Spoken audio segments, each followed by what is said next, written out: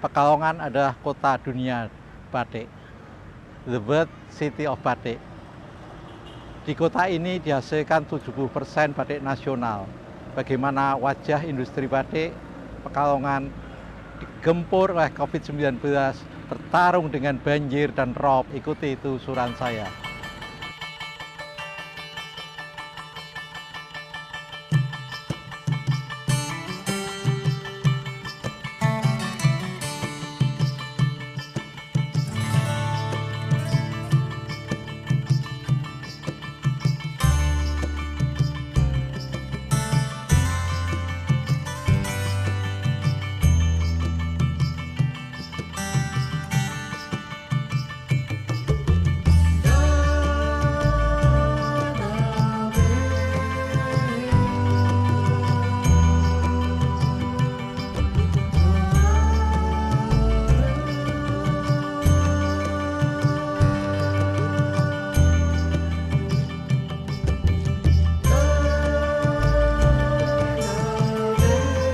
Batik Pekalongan adalah seni kolektif, melibatkan begitu banyak tangan, dari proses produksi sampai distribusi, grosir atau eceran.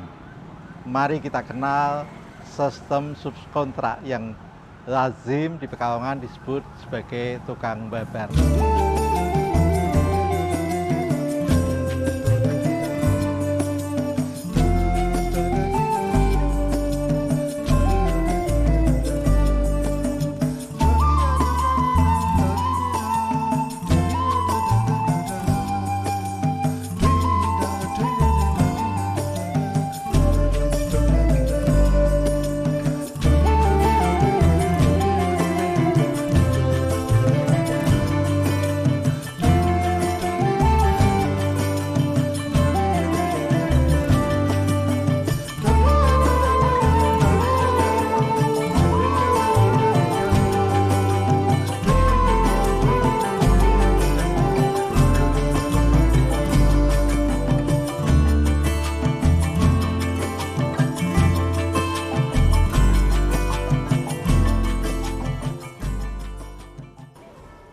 Batik Pekalongan ini sudah mempunyai sejarah yang cukup panjang di kota Pekalongan. Batik Pekalongan melibatkan banyak pihak, dari mulai para pengrajin, pengobeng, artinya para pekerja, kemudian para industriawan, kemudian para pedagang, dan juga ada tukang babar yang berada di antara para buruh dan para pengusaha.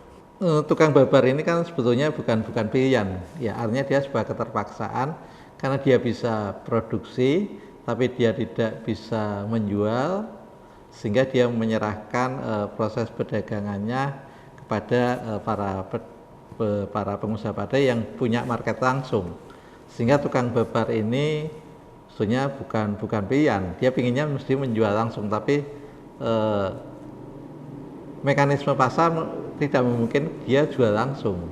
Nah, keuntungannya bagi tukang babar, dia tidak berpikir pusing terhadap penjualan, tapi kekurangannya dia tentu yang menanggung resiko buruh, resiko lingkungan adalah mereka.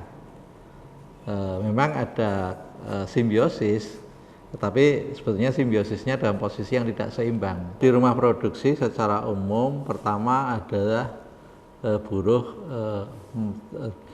yang terlibat dengan proses pemberian bahan baku malam, ya, artinya dari mulai tukang batik, tukang popok, ya, kemudian tukang beri tanahan, definisi pekerjaan, kemudian yang terlibat di dalam proses pewarnaan, tukang kelir, kemudian ada tukang lorot, kemudian di proses finishing ada tukang kemplong, ada kuwu. Ini kan lebih ke proses finishing, jadi semuanya memang melibatkan banyak lini di setiap kegiatan. Mungkin karena terjadi masifikasi produksi, terjadi proses massal, ada spesialisasi wilayah yang terlibat di dalam sebuah proses. Kemudian karena ada permintaan,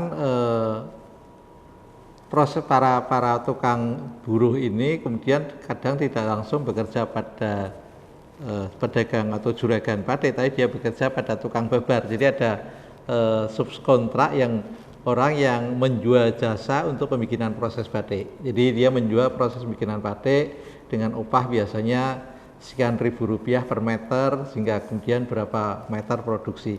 Ini pada batik jenis tertentu, tapi ada juga yang nanti pekerjaan babarnya hanya untuk coret aja, pewarnaan aja, popok aja. Itu ada memang dinamikanya sangat tinggi di dalam proses produksi batik, sehingga memunculkan pekerjaan yang macam-macam. Tapi yang pasti di Pekalongan ini ekosistem batik sudah tertata, sehingga bagi orang yang dari luar ingin bikin batik, misalkan siapapun yang ingin batik di Pekalongan itu, dia bisa beli bahan, kemudian dia bawa ke tukang babar, dan dia bisa rampung selesai menjadi bahan batik. Atau kalau Anda ingin lebih simpel lagi, Anda datang, saya minta bikinkan batik ini, motifnya kayak ini, bahannya kayak ini, kemudian dibuat menjadi kemeja ukuran sekian-sekian, Anda tinggal kasih biaya uang muka sekian, nanti jadi store tinggal Anda bayar. Jadi sangat ekosistemnya sangat mendukung, sehingga semua orang bisa memproduksi batik. Hanya kemudian paling persoalan bagi orang itu adalah bagaimana proses menjual atau proses market. Dampak paling buruk pertama, dia adalah menanggung resiko lingkungan dan kemudian resiko pekerja, sehingga dia tidak bisa mendapatkan sebetulnya bagian persentase yang cukup layak. Jadi kita lihat opahnya itu kalau Anda bisa langsung itu sangat murah, sehingga ini kerugiannya sih bagi wilayah tukang babar ya, karena mereka tidak dapat margin keuntungan yang cukup, bagian share marginnya masih sangat tidak imbang. Kita selalu mendefinisikan diri Pekalongan sebagai kota batik. Artinya sebetulnya bahwa batik banyak diproduksi di hampir wilayah Pekalongan.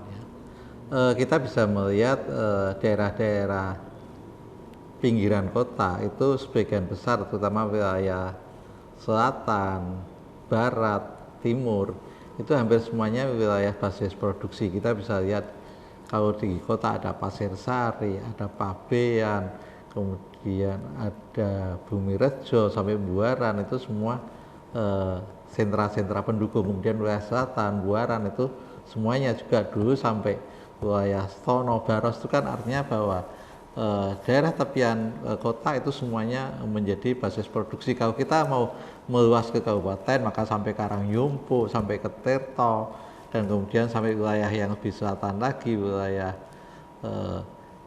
itu semuanya merupakan basis-basis produksi. Dan dulu memang kota perdagangan, pusat perdagangan itu di Kampung Arab. Jadi ketika kita bicara produksi batik, maka hampir semua wilayah kota menjadi pusat produksi batik. Makanya kita hampir bisa melihat jejaknya di pusat-pusat koperasi batik, dari mulai koperasi batik Stono, Buaran, Pekajangan, Kedunguni, Wonopringgo, kemudian Pencongan. Artinya bahwa hampir semua wilayah kota di masa lalu menjadi proses produksi batik. Pada saat ini pun batik, kalau kita menghitung secara kuantitatif, batik banyak diproduksi di wilayah-wilayah Pasir Sari, Pabean, Buaran, ini tetap menjadi jumlah-jumlah dominan proses produksi.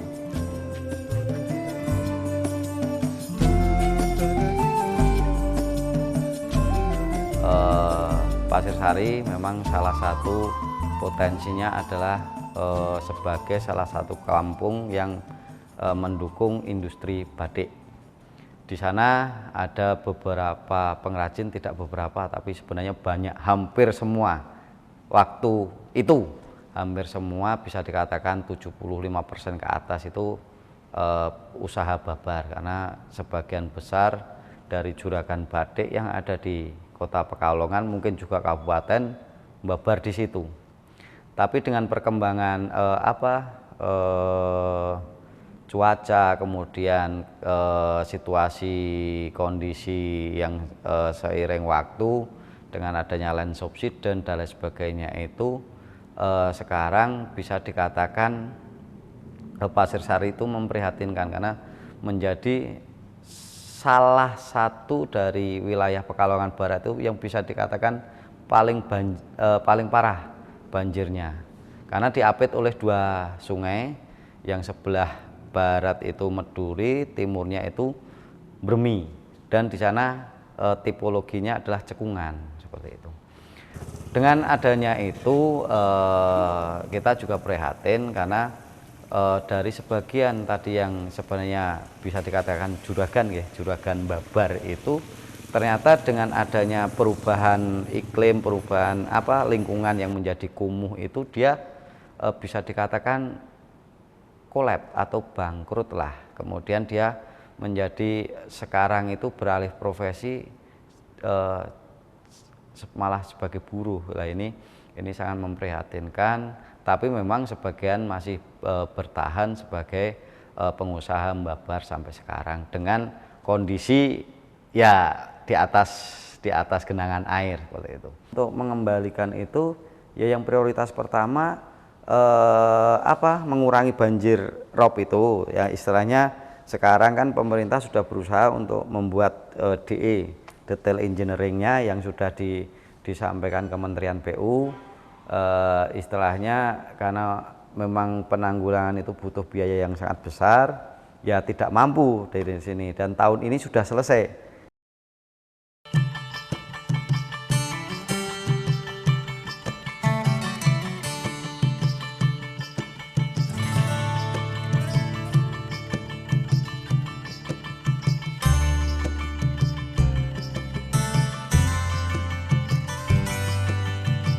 Kita saat ini boleh disebut di dalam proses produksi itu belum ramah lingkungan, sehingga pencemaran ini menjadi persoalan yang paling serius dari kondisi industri batik di Pekalongan. Kita bisa lihat wilayah pusat, tempat-tempat air terbukanya warnanya sudah warna pelangi. Ini hampir di semua titik. Itu ancaman pertama. Ancaman kedua dengan kondisi land subsidence ini bisa menjadi persoalan. Memang di tingkat individual bisa saja mereka pindah geser ke basis produksi, tapi secara komunitas kondisi-kondisi itu menjadi sangat rawan. Hanya bahwa keberadaan pusat batik, misalkan kita wilayah sebut saja Pasir Sari. Pasir Sari ini cukup dominan di dalam proses produksi. Tapi hari ini Pasir Sari sering tergenang, sehingga mereka harus bekerja 2 kali lipat dari kondisi semula. Tetapi karena itu tidak ada pilihan, mereka tetap bertahan untuk memproses produksi batik. Mereka tetap menjadi tukang babar, dan itu menjadi supply yang cukup besar ke kota. Kita bisa lihat, saya tiap hari Rabu, Kamis, mungkin hari Sabtu orang ngirim barang dari wilayah-wilayah itu cukup banyak. Tetapi ancaman serius bagi industri batik saya lihat 2 sebetulnya. Pertama lingkungan, yang kedua ketenaga kerjaan. Ketenaga kerjaan ketika batik sudah tidak menjadi pekerjaan yang menarik, artinya tidak kompetitif terhadap bidang pekerjaan lain, hampir semua semua bisa kita lihat para buruh batik sebagian adalah generasi yang sudah sepuh, dan ketika kitanya apakah anak ibu ingin menjadi generasi yang melanjutkan di proses produksi batik, hampir semuanya jangan, cukup saya saja menjadi buruh batik, anak saya jadi jangan tukang batik. Ini yang harusnya dipikirkan. Pada awalnya bahwa batik tentu dilakukan oleh kalangan pribumi, kalangan masyarakat, tetapi kemudian kehadiran kelompok keturunan Chinese maupun Eropa itu banyak terlibat di dalam proses perdagangan, juga dalam proses produksi. Demikian juga kalangan Arab lebih akhir juga banyak berpengaruh di dalam proses produksi, sehingga corak khas culture mereka masuk di dalam produksi batik Pekalongan. Ini yang mungkin salah satu pembeda penting dengan daerah-daerah lain. Karena batik Pekalongan adalah satu mekanisme industri, mekanisme perdagangan, sehingga memang peran pribumi lebih banyak di proses produksi.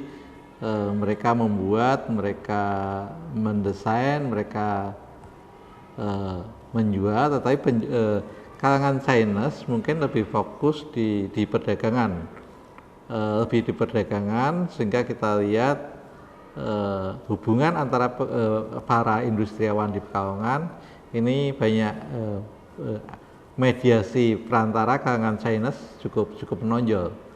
Mereka banyak yang menjadi distributor di kota-kota besar yang memasarkan batik-batik Pekalongan. Demikian juga peranakan Arab banyak punya peran, dan kedua kelompok keturunan itu juga terlibat di dalam perdagangan material atau bahan baku. Kita lihat hampir semua rantai perdagangan bahan batik itu ya mesti sebagian besar adalah peranakan Cina dan sebagian peranakan Arab. Peran pribumi di dalam perdagangan bahan baku sangat kecil walaupun ada. Sementara kalangan Indo-Belanda dulu memang terlibat di dalam proses produksi yang kemudian banyak mempengaruhi pada cita rasa desain, tapi kalangan Indo-Eropa tidak banyak terlibat di perdagangan, sehingga baik batik dari pribumi dari Indo-Eropa banyak pengusaha-pengusaha Arab yang menjadi perantara perdagangannya. Kita nama Baujir kemudian Basmelah di akhir itu kan tadinya berangkat dari pedagang.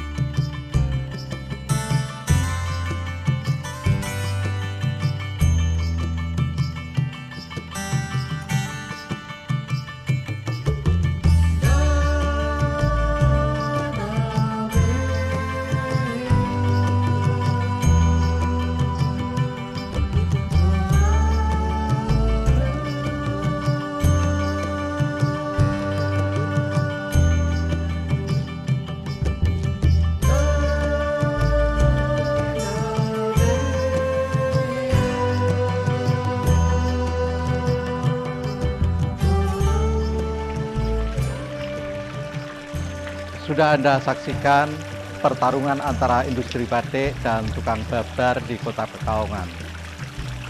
Banjir dan rob mengancam mereka, demikian juga pandemi COVID yang terjadi saat ini. Apakah industri batik Pekalongan lolos menghadapi ujian ini?